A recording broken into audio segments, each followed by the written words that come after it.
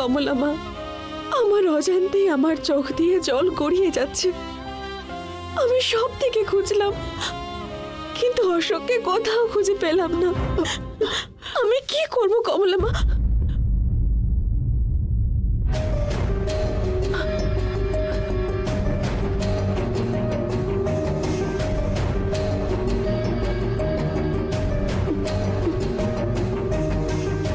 কার চিঠি এটা? কি লেখা আছে এতে? অশোক চিঠি লিখেছে। পড়ো না দিদি। শিবানী, আমি এই চিঠিটা কিভাবে শুরু করব বুঝতে পারছি না। দূরে থাকা মানেই ভালোবাসা, কোথাও একটা পড়েছি মনে হচ্ছে।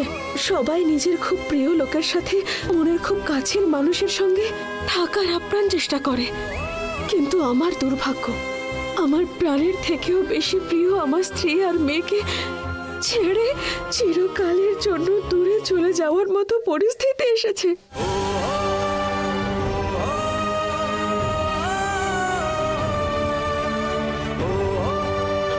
আমরা দুজনে বিয়ে করেছিলাম দেবী মাকে সাক্ষী রেখে। আমি তোমার থেকে চিরকালের মতো দূরে চলে যাচ্ছি। দয়া করে আমাকে খোঁজার চেষ্টা করবে না। আমার সাথে যতদিন থাকবে তুমি ভালোভাবে থাকতে পারবে না একথা জানার পরেও তোমার সাথে থাকার জন্য মন মানছে না। আমি খুশি মনে যাচ্ছি না। আমার প্রাণ বাড়িতে রয়েছে, শুধু দেহটাই যাচ্ছে। এই লেটার শুরু থেকে শেষ করা অবধি আমার প্রাণটা এখানে দিয়ে গেলাম। তোমার থেকে দূরে গিয়ে আমি শান্তি পাবো না, কিন্তু তোমার কষ্ট হবে না, এটাই শান্তি। আমার মনে হয় ভগবান সত্যিই চান না যে আমরা দুজন সুখে শান্তিতে ঘর সংসার করি, একসঙ্গে থাকি। পরের জন্মে যেন তুমি আর আমি স্বামী স্ত্রী হয়ে একসঙ্গে সংসার করতে পারি বলে প্রার্থনা করি। এখন আমি এখান থেকে যাচ্ছি। শেষ পর্যন্ত আমাদের কিছু না জানিয়ে চলে গেল কমলা মা। শেষ পর্যন্ত আমাদের কিছু না জানিয়ে চলে গেল কমলা মা। আমার সাথে কেন এসব হচ্ছে?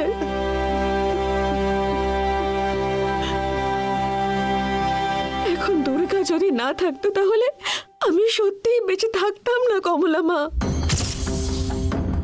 এরকম বলো না তুমি।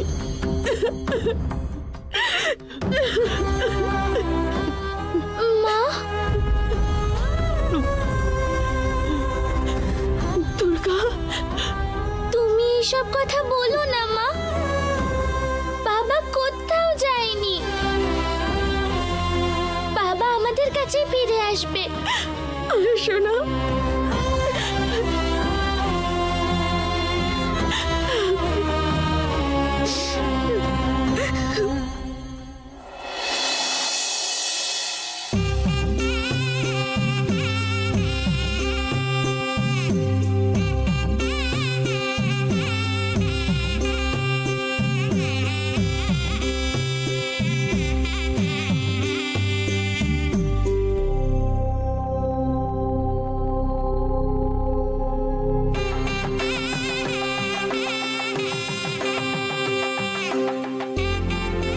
দেখো দুধ কেমন ফুটছে। ঠিক এইভাবেই আমাদের জীবনটায় খুশি আর আনন্দ ফুটতে ফুটতে আসবে। ও ইচ্ছে করে না তোমার গলাটা টিপে স্বামী না হলে মেরেই ফেলতাম। এই, এটা তোর কেমন বাড়ি রে? রেলওয়ে স্টেশনের লাগেজ রুমের চাইতে ভালো।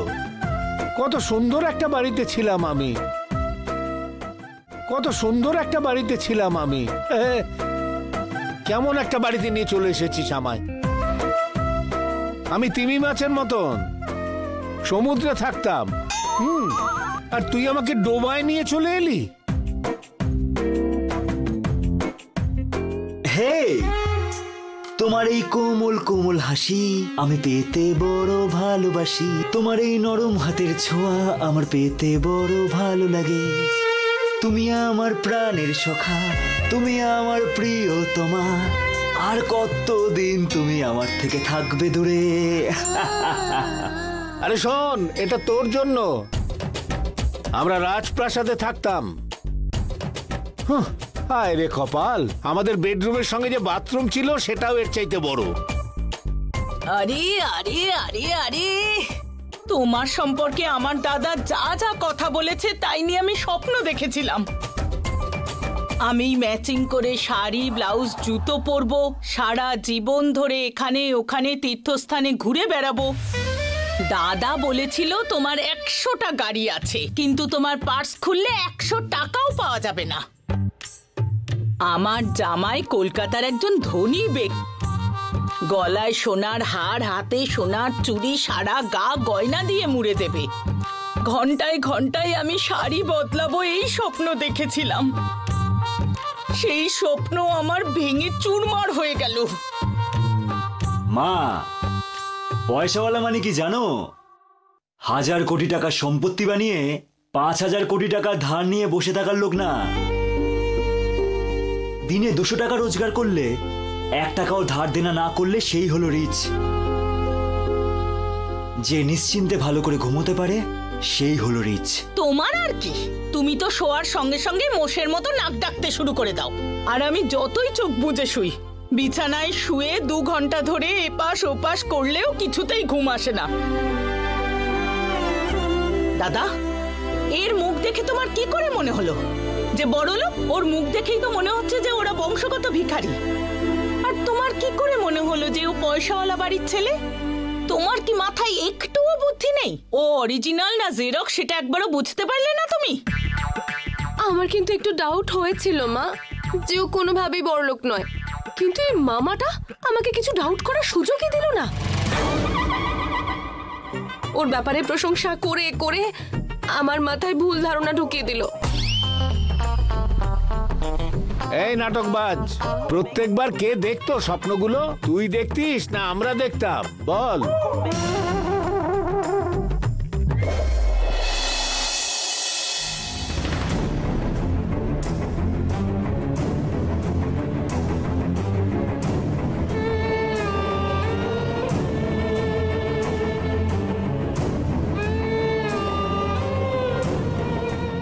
দিদি, হাসপাতালে গিয়েছিলে তো, ডাক্তার কি বলল?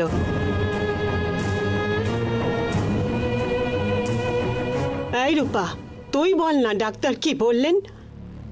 হার্টে একটা অপারেশন করতে হবে।